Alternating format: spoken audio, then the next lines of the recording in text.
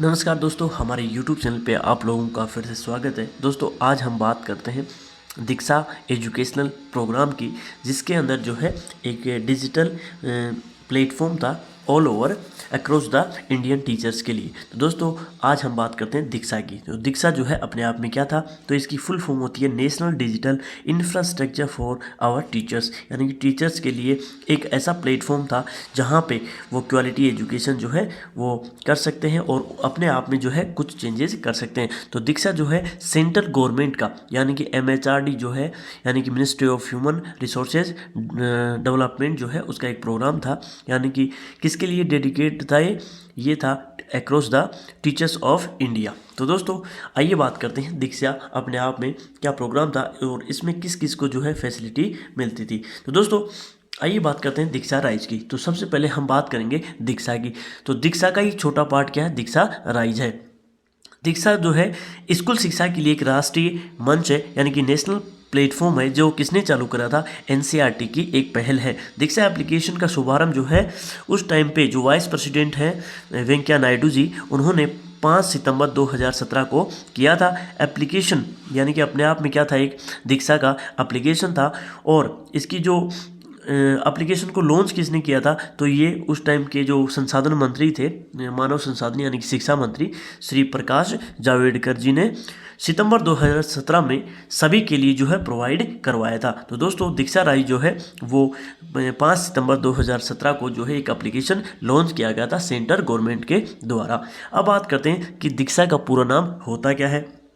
तो दीक्षा का full form है digital infrastructure for knowledge sharing, यानी कि नॉलेज को क्या करना, डिजिटल माध्यम से शेयर करना। तो ये अपने आप में क्या है, अपने आप में एक दीक्षा की फुल फॉर्म हो गई। वहीं पे बात करें इसका फेमस वाक्य क्या है, आदर्श वाक्य, हमारे शिक्षक हमारे नायक, यानी कि our teachers is our heroes. तो ये अपने आप में क्या है, दीक्षा का एक क्या है, नारा दिया गया था। अब बात करते हैं कि जो दीक्षा एप्लीकेशन लॉन्च किया गया था वो by MHRD department of education central government, तो उसकी कुछ ही विशेषता भी यहाँ पे देखने को मिलती हैं। तो सबसे पहले हम बात करें कि दीक्षा एप्लीकेशन के माध्यम से एक तो शिक्षक और शिक्षार्थियों तक जो विशेष सामग्री है वो 36 भाषाओं में सुनिश्चित करवाई जाएगी। यानी कि ऑल ओवर दोस्तों अपने इंडिया में जितनी भी लैंग्वेज हैं उसमें जो है कंटेंट जो है वो दीक्षा एप्लीकेशन के थ्रू जो है टीचरों तक पहुँचाया जाएगा। और इससे जो है बेनिफिट जो स्टूडेंट हैं वो भी ले सकते हैं। इसमें एक तो टीचर्स, एक अधिगमकर्ता यानी कि स्टूडेंट, तथा प्रशासन के लिए अपनी पसंद के आधार पर साइन इन के जो है विकल्प दिए गए हैं। यानी कि दोस्तों इसको कोई भी साइन कर सकता है इनमें से, यानी कि एक तो टीचर कर सकता है, एक यदि कोई बच्चा पढ़ना चाहता है वो कर सकता है, और जो एडमिनिस्ट्रेशन संभालते हैं एजुकेशन डिपार्टमेंट के अंदर जो लोग हैं वो भी इसको साइन कर सकते हैं। इसमें CBSE, CISCE और IGOT हेल्थ, NIOS, NCERT तथा विभिन्न सर्ट के जो कंटेंट जो है वो उपलब्ध करवाए जाते हैं। यानी कि दोस्तों CBSE का कंटेंट मिल जाएगा इसमें, और जो सेंट्रल यानी कि ये जो इंटरनेशनल बोर्ड होते हैं उनका भी जो है NIOS और NCERT का जो कंटेंट है वो भी इसके ऊपर उपलब्ध करवाया जाएगा। किसके ऊपर, दीक्षा एप्लीकेशन के ऊपर। तो दीक्षा को MIT लाइसेंस आधारित ओपन सोर्स तकनीकी सनबर्ड जो है वो रूप बनाया गया है। तो ये दोस्तों आपको ध्यान रखना है कि यानी कि इससे अपने आप में ये क्या है, इसका लाइसेंस आधारित जो है ओपन सोर्स तकनीकी इसको बनाया गया है। NCERT द्वारा विद्या TV चैनल जो है, यानी कि 24x7 यानी कि 24 घंटे और 7 दिन जो है वो चला जाएगा। ये इसके ऊपर जो है कंटेंट उपलब्ध रहेगा। और कक्षा 1 से लेकर 12वीं की कंटेंट दीक्षा एप्लीकेशन के ऊपर जो है लिंक किया जाएगा। इसी के तहत दोस्तों निष्ठा जो है एक प्रोग्राम और था वो भी इसी के अंदर ऐड किया गया है। यानी कि दोस्तों सेंट्रल गवर्नमेंट ने विद्या नाम से एक पोर्टल बनाया था, और यानी कि विद्या को कैसा करना, इलेक्ट्रिक करना या कंटेंट के रूप में या इंटरनेट के ऊपर प्रोवाइड करवाना, ये सेंट्रल गवर्नमेंट का अपने आप में एक प्रोग्राम था। इसके तहत जो है एक तो दीक्षा और एक निष्ठा, ये 2 प्रोग्राम चलाए गए थे। तो निष्ठा का पूरा नाम क्या होता है, तो national institute for school heads and teachers holistic advancement. तो दोस्तों यानी कि शिक्षकों को किस प्रकार से जो है प्रशिक्षण देकर उनको उनकी क्वालिटी जो है इम्प्रूव की जा सकती है। ये निष्ठा का अपने आप में क्या था, एक उद्देश्य था। तो निष्ठा का अर्थ आपको यहाँ पे जो है ध्यान रखना चाहिए कि national institute for school heads and teacher holistic advancement जो है इसका फुल फॉर्म होता है। और निष्ठा को हिंदी में क्या बोलते हैं, तो स्कूल प्रमुख हो तथा शिक्षा की समग्र उन्नति की राष्ट्रीय पहल अपने आप में ये एक प्रोग्राम था। वहीं पे शिक्षा मंत्रालय के अंदर एक एमओयू हुआ था। एनसीईआरटी के मार्गदर्शन में राजस्थान सरकार द्वारा 2019-20 में एकीकृत शिक्षण प्रशिक्षण कार्यक्रम जो है निष्ठा द्वारा संचालित किया गया। तो दोस्तों ये जो है ये स्टेट गवर्नमेंट यानी कि राजस्थान सरकार और एनसीईआरटी के मध्य जो है एक एमओयू हुआ था। एमओई यानी कि शिक्षा मंत्रालय के मध्य जो है एक समझौता या मान सकते हैं आप, ठीक है दोस्तों। तो इसके अंतर्गत शिक्षकों को यानी कि ट्रेनिंग दी जाएगी और इसके तहत जो है इसकी शुरुआत किसने करी थी, तो उस टाइम के जो एमएचआरडी मिनिस्टर थे रमेश पोखरियाल, उन्होंने जो है इसकी कंटेंट की यानी कि पहल करी थी। और ऑनलाइन शिक्षा प्रशिक्षण का संचालन जो है 16 अक्टूबर 2020 से जो है प्रारंभ कर दिया गया। यानी कि दीक्षा एप्लीकेशन जो है इसी के अंदर एक प्रोग्राम लॉन्च किया गया निष्ठा, जिसका फुल फॉर्म होता है national institute for school heads and teacher holistic advancement. और इसकी जो शुरुआत है वो उस टाइम के शिक्षा मंत्री रमेश पोखरियाल जी ने करी थी 16 अक्टूबर 2020 से। अब दोस्तों हम बात करते हैं दीक्षा राइज। तो दीक्षा राइज जो है वो एक स्टेट का इनिशिएटिव है, यानी कि हम माने कि ये राजस्थान का अपने आप में क्या है, इससे एनसीईआरटी से ही लिंक्ड एक प्रोग्राम है।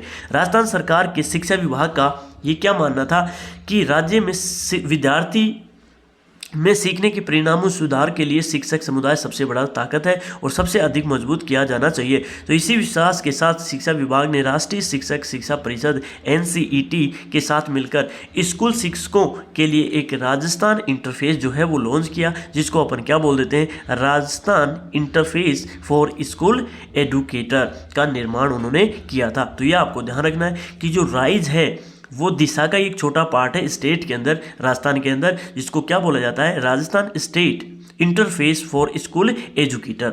यानी कि टीचरों की गुणवत्ता को बढ़ाने के लिए राजस्थान गवर्नमेंट ने ये अपने आप में दिशा राइज एप्लीकेशन लॉन्च किया था।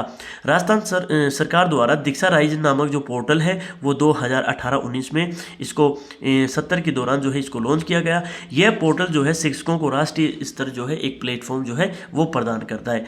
अब दोस्तों हम बात करते हैं कि जो सेंट्रल गवर्नमेंट का जो प्रोग्राम था हर काम देश का नाम, यानी कि एक दीक्षा जो है एप्लीकेशन लॉन्च किया गया था और इसके ऊपर जो है 67,832 डिजिटल रिसोर्सेज अवेलेबल थे, यानी कि बुक्स वगैरह या ई कंटेंट जो है उपलब्ध था। अभी तक जो है ये अपने आप में एक क्या है, एप्लीकेशन है और 70 लाख के तकरीबन जो है ऐप इसको डाउनलोड कर लिया गया है। यानी कि ये सेंट्रल गवर्नमेंट का प्रोग्राम था। ये क्या है, यानी सीएम राइज नए 31 डिजिटल शिक्षक प्रशिक्षण, यानी टीचरों के लिए जो सीएम राइज या बात करें दीक्षा राइज का जो है वो स्टेट के अंदर प्रोग्राम लॉन्च किया गया था। राइज क्या, Rajasthan interface for school educator, ये अपने आप में राजस्थान का एक प्रोग्राम था। अब बात करते हैं दिशा राइज पोर्टल के उद्देश्य अपने आप में क्या क्या है।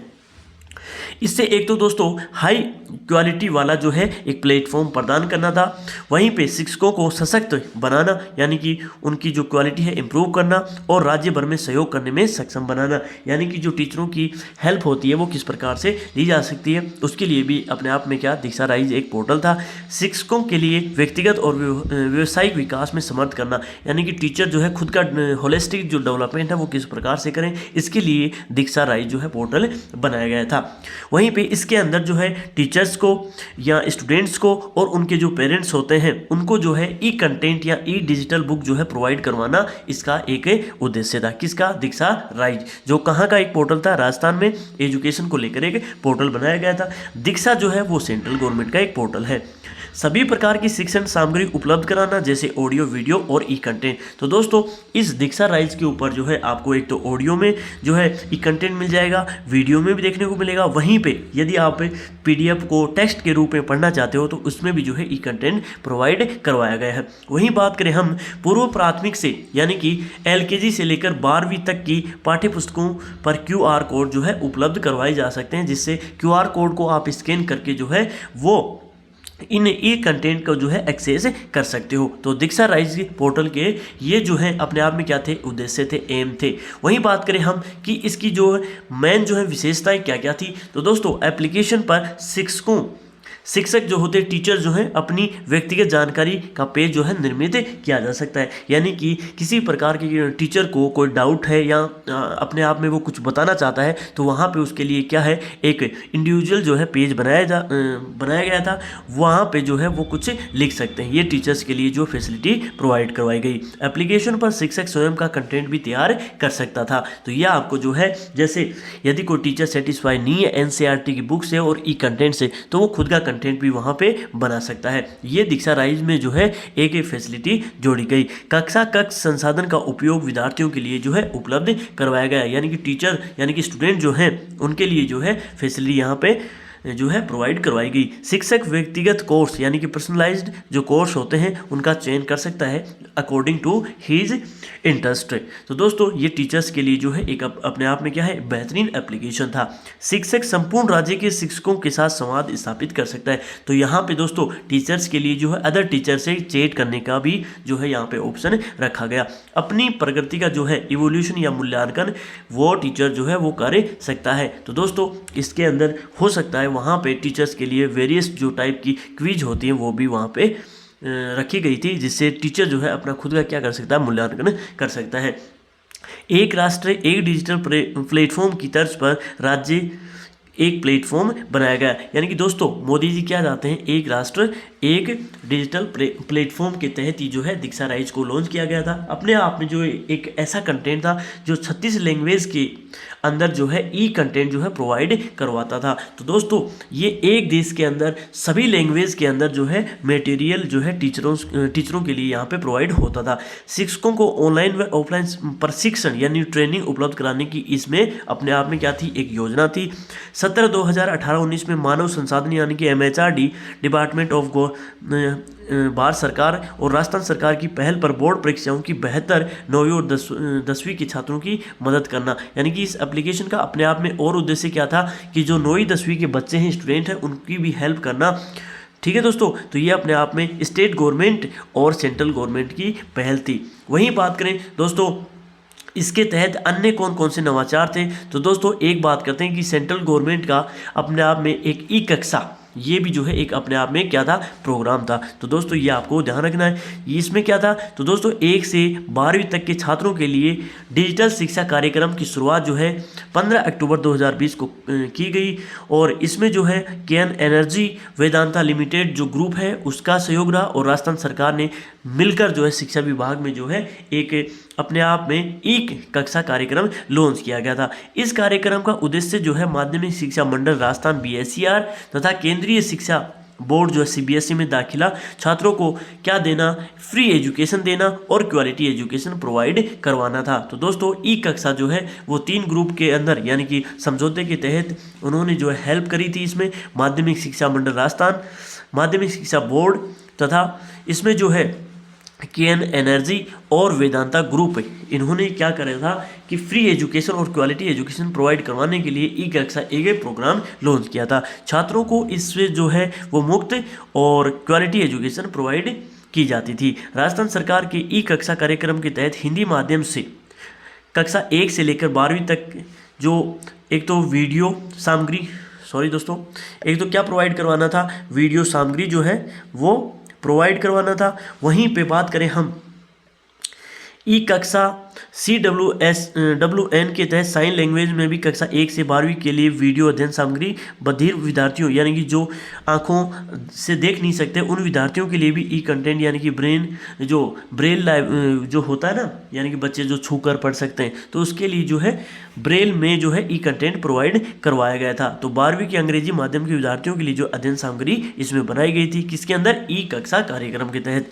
तो ई कक्षा हेतु मिशन ज्ञान ऐप जो है वो भी लॉन्च किया। ये दोस्तों आपको ध्यान रखना है, इसके तहत क्या ज्ञान ऐप जो है डाउनलोड कर सभी वीडियो जो है देखे जा सकते हैं। तो दोस्तों ई कक्षा जो है अपने आप में एक महत्वपूर्ण क्या था, एक प्रोग्राम था। तो ये भी आपको ध्यान रखना है। अब दोस्तों हम बात करते हैं हवा महल कार्यक्रम, कोरोना समय में बच्चों का एक झरोखा। तो दोस्तों ये भी अपने आप में क्या था, स्टेट गवर्नमेंट का अपने आप में एक इनिशिएटिव था फॉर एजुकेशन।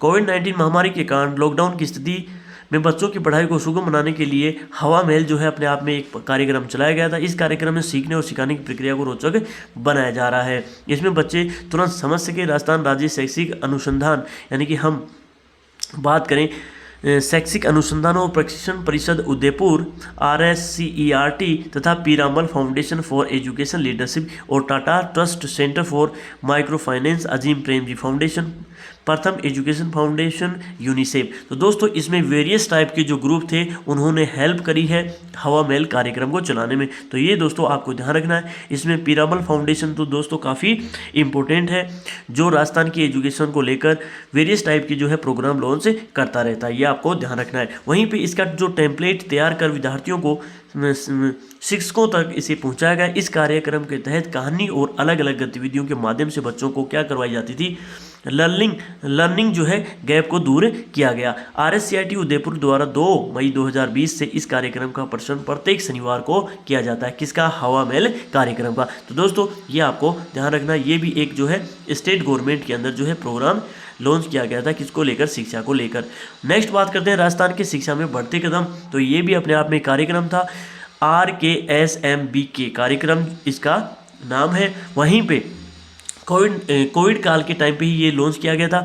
अध्ययन में हुई क्षति की भरपाई के लिए स्कूली विद्यार्थियों के लिए 3 माह की अवधि का ब्रिज जो कार्यक्रम है वो चलाया गया था इसके थ्रू।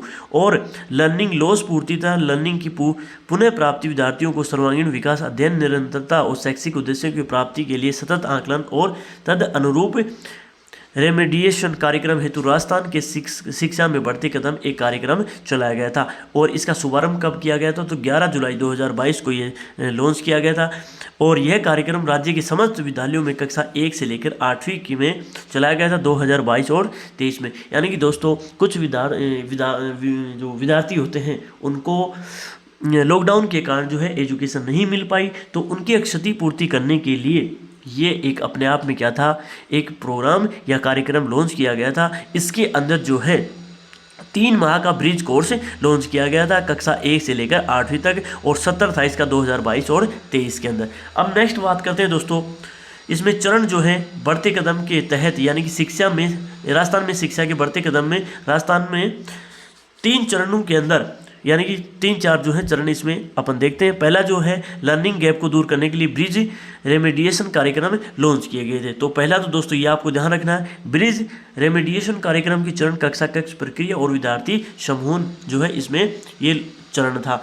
दूसरा है आकलन, बेसलाइन आकलन, रचनात्मक आकलन और योगात्मक, यानी कि इसमें जो है टेस्ट की प्रोसेस को लेकर जो है प्रोग्राम लॉन्च किया गया। ये भी आपको ध्यान रखना है। समेटिव और फॉर्मेटिव जो है यानी कि एवोल्यूशन होता है उसके ऊपर फोकस किया गया था। Third is parent teacher meeting and holistic report card, इसके थ्रू जो है वो दिए जाते थे। शिक्षक क्षमता संवर्धन, यानी कि टीचरों को की जो क्वालिटी होती है उसको भी यानी कि डेवलप करना। तो शिक्षक ऐप और शिक्षण प्रक्रिया द्वारा जो है ये अपने आप में इसका एक चरण था। वहीं पे RKSMBK कार्यक्रम का प्रबोधन जो है इसमें जोड़ा गया था। तो दोस्तों ये जो है कुछ इनिशिएटिव लिए गए थे स्टेट गवर्नमेंट और सेंट्रल गवर्नमेंट के थ्रू। तो दोस्तों ये आपको शिक्षा में नवाचार जो है टॉपिक कंप्लीट होता है। आप लोगों का यहाँ तक जो है बहुत बहुत धन्यवाद। यदि आपको हमारा कंटेंट पसंद आता है तो हमारे चैनल को सब्सक्राइब और लाइक कर सकते हैं। आप लोगों का बहुत बहुत धन्यवाद।